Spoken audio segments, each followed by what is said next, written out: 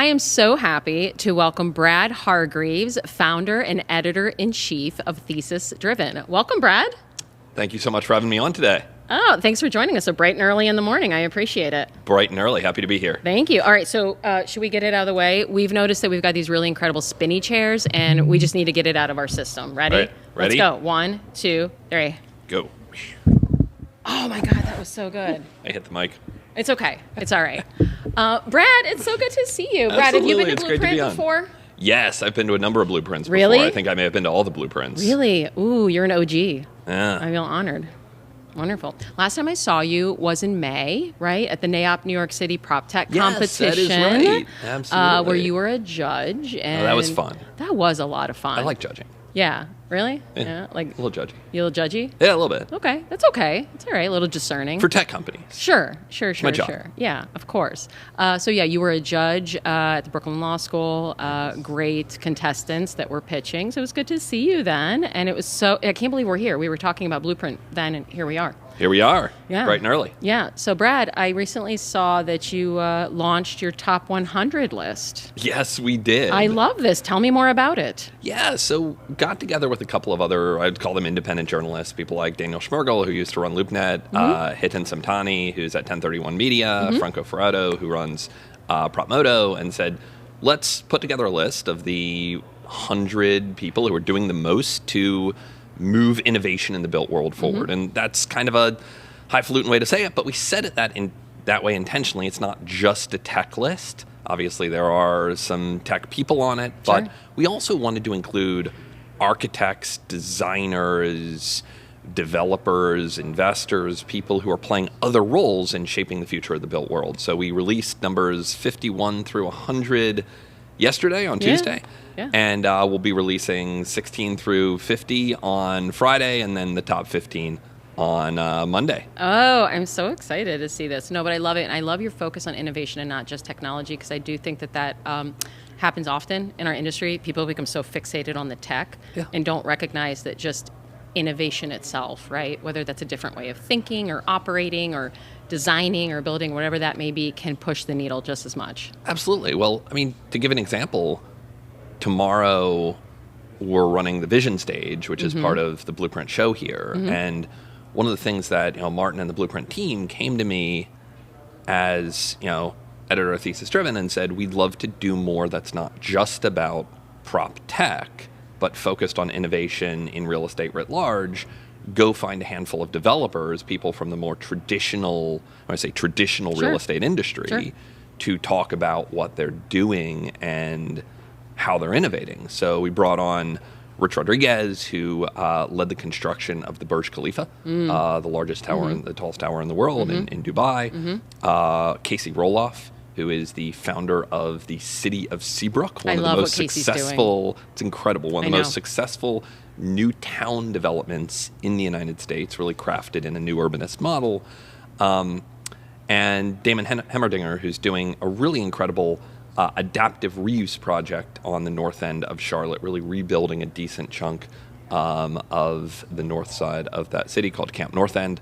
And then we have a panel focused on the future of brokerage. Yeah, I was going to ask you about that next. Tell us about your panel. Yeah, so it's a really interesting group. It's kind of two people from more traditional brokerage, Sue Yannicone, who runs Anywhere Brands, and Chris Cox, who is the CTO and Chief Digital Officer of Keller Williams. So two people from more traditional brokerage, and then Spencer Raskoff, who runs 75 and Sunny Ventures, but is probably best known as being the founder of Zillow.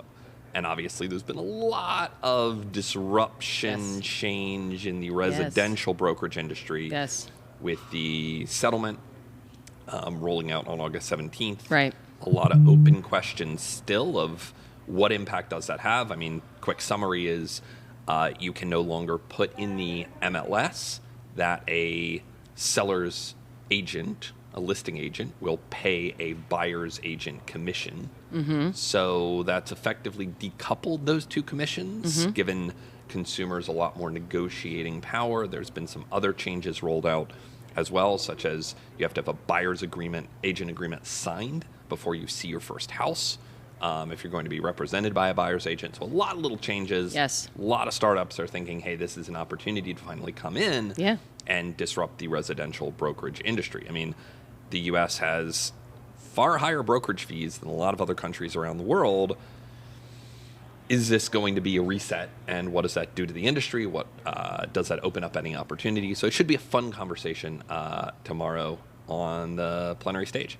I personally am excited for that. I moved to Boston from Cleveland 6.5 years ago, right? And there was no residential brokerage fees for renting in Cleveland, right? And then I come to Boston, and you have to pay the brokerage fees just to get the keys, right? So once you factor in the first, the last, and you're in New York City. I'm in New York, same You're thing. in Newark, you get it, right? And I was like, what is, so I'm quite interested to see where this goes. I do think that there's some positives to it in certain markets. I do think that there has been a lack of transparency on a number of ways. So, but that being said, to your point, I'm very excited to see where innovation takes us, who's coming in and whatnot. And I'm very excited for your panel, which is tomorrow, correct? Yes, it's Thursday at 9:30. Awesome. We're going to be there.